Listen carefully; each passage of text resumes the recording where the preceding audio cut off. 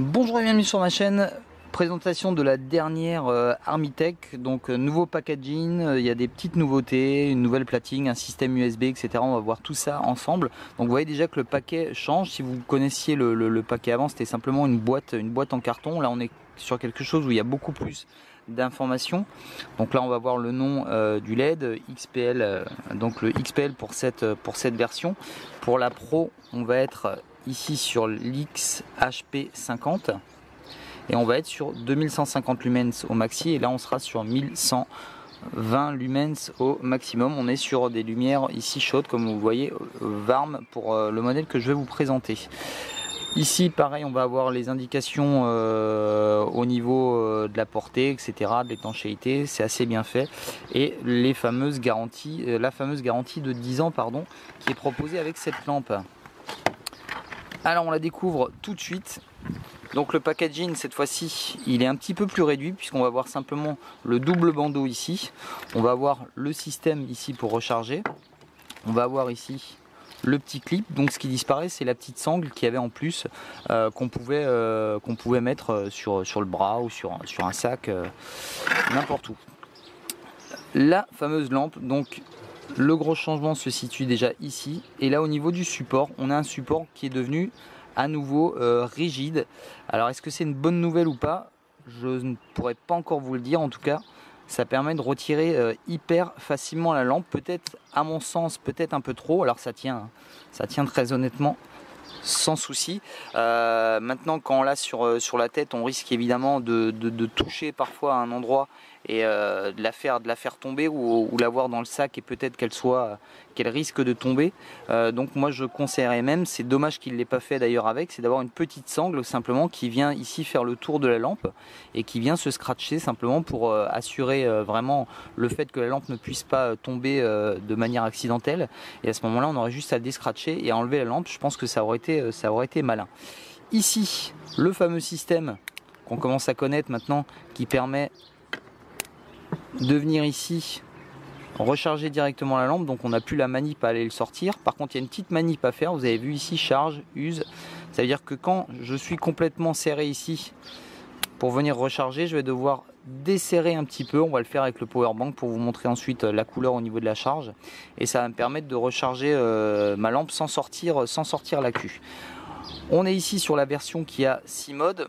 Donc simple d'utilisation, on laisse le doigt appuyé dessus, elle s'allume, et là je laisse le doigt appuyé sur l'interrupteur, et là je passe 1, 2, 3, 1, 2, 3. Donc là je vais avoir 3 modes, les 3 premiers modes que je vais utiliser de manière régulière. Alors ici il y a la petite notice, on va le voir tout de suite.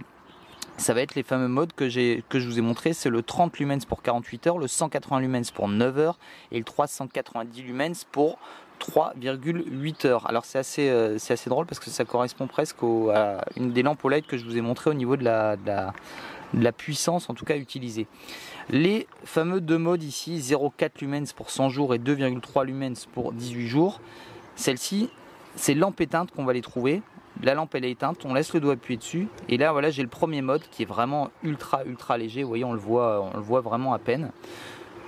Je laisse le doigt appuyé dessus, hop, et là je passe sur le mode 0,3 lumens, et ensuite je continue et je fais défiler les modes qui vont revenir sur le mode 30 lumens, 180, 390 et ainsi de suite, 30 lumens, etc.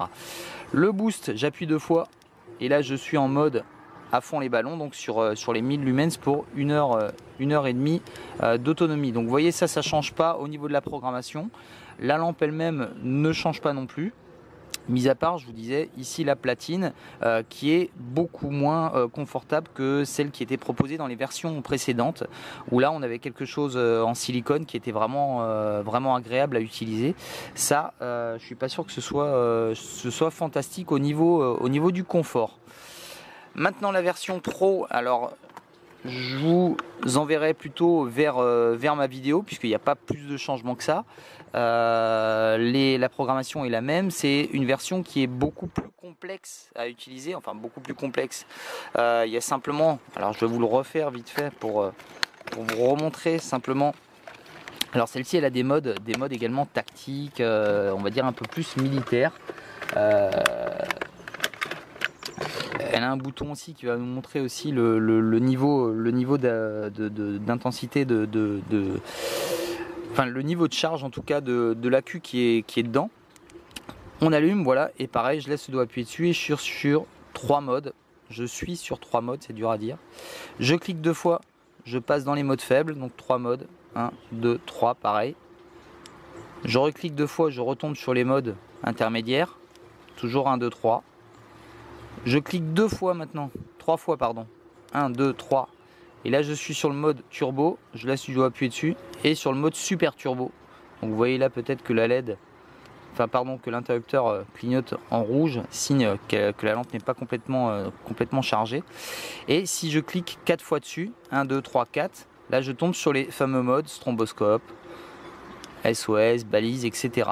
Ce qui est intéressant malgré tout, c'est que la lampe mémorise le dernier mode utilisé. Donc ça veut dire que si j'ai laissé le stromboscope, si je vais rallumer, je vais retomber sur le stromboscope. Voilà, je reclique 2 fois. Et je suis dans les modes, les fameux modes intermédiaires. Donc vous voyez, un tout petit peu plus complexe à utiliser.